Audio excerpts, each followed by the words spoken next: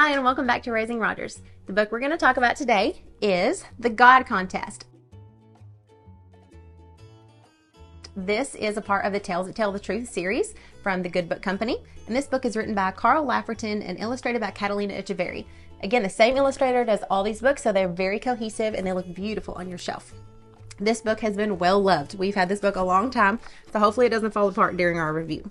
But this book opens up by starting to tell the story of Ahab and Jezebel were king and queen of Israel, and they thought this god named Baal was the real god. They said Baal made food grow. They said Baal made babies grow, and Baal did everything wonderful. But Elijah comes along. Elijah was just an ordinary guy, and he told the people of Israel that Yahweh was the real God and that he was one of Yahweh's messengers. I love this little asterisk here at the bottom of the page. It says, in the Old Testament of most English Bibles, it says Lord wherever the first Old Testament written thousands of years ago said Yahweh. So it's an important little note that you can kind of help your kids learn that kind of a funny word, that Yahweh, okay? So Elijah said that Yahweh was the real God, and he made everything and ruled everywhere and loved everyone. So most people didn't really know which God to believe in. Was it Baal or was it Yahweh? It says maybe Baal was the real God or maybe Yahweh was. How are they going to decide? So Elijah had an idea. He said it was time for a God contest. So all the people come on Mount Carmel to have this contest. And Elijah says, I'll explain the rules. I'll chop up some wood, and some people from Team Baal can chop up some wood. And we'll each put a dead bull on our altar, on our wood. And we will ask God to light the bull on fire, and you can ask Baal to prove himself and see if he can light your bull on fire. So that's what they did.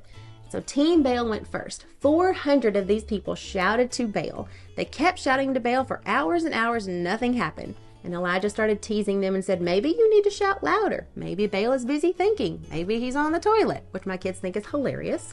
Or maybe he's away from home. Maybe he's sleeping.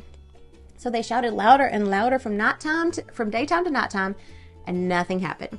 So then it was Elijah's turn. Elijah was the only one on Team Yahweh. He dug a trench around his wood, and he poured water in the trench and all over his dead bull and all over his altar. And it says, Elijah spoke to Yahweh. Yahweh, please make it clear today that you are God. Please answer me, Yahweh, so that all these people will know that you are the real God and the only God, and they need to follow you and love you. And what happens next? Fire. It says the fire burned the bull, the fire burned the wood, the fire burned the water. Something that was impossible to happen. It says the people clearly knew who had won the God contest. They started shouting, Yahweh is God! Yahweh is God! So King Ahab and Queen Jezebel obviously didn't like the result. So they decided to carry on following Baal even though he did nothing. For hundreds of years, people still followed Baal.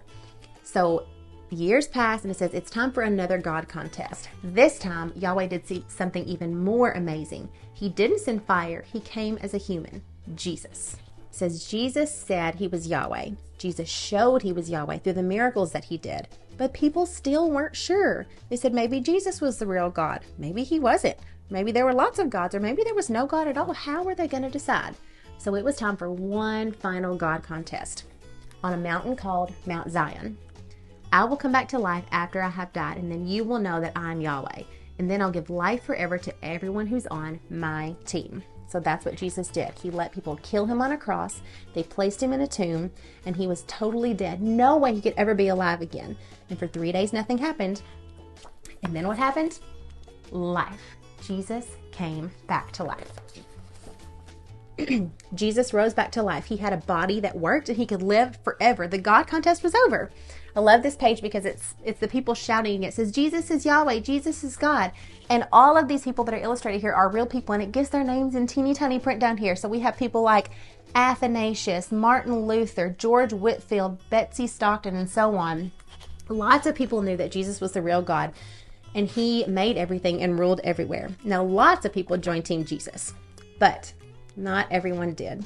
Some people didn't like the result of that God contest, and some people still don't. But Jesus did certainly win the contest because he rose back to life from the dead, and he proved that he was the real God. It's on the very last page says, so everyone has to make up their minds. Will they join Team Jesus? What will you decide? So this poses a very important question to your little ones about salvation. And so I think it helps open a door for that conversation. Even if your child's not ready to accept Christ, it opens that door for great conversation to get the ball rolling, to teach them about how he performed miracles and how that he is the true God. So I love this book, The God Contest by the Good Book Company. You definitely need to add this one to your little one's library to open up and have great conversations with your littles. So until next time.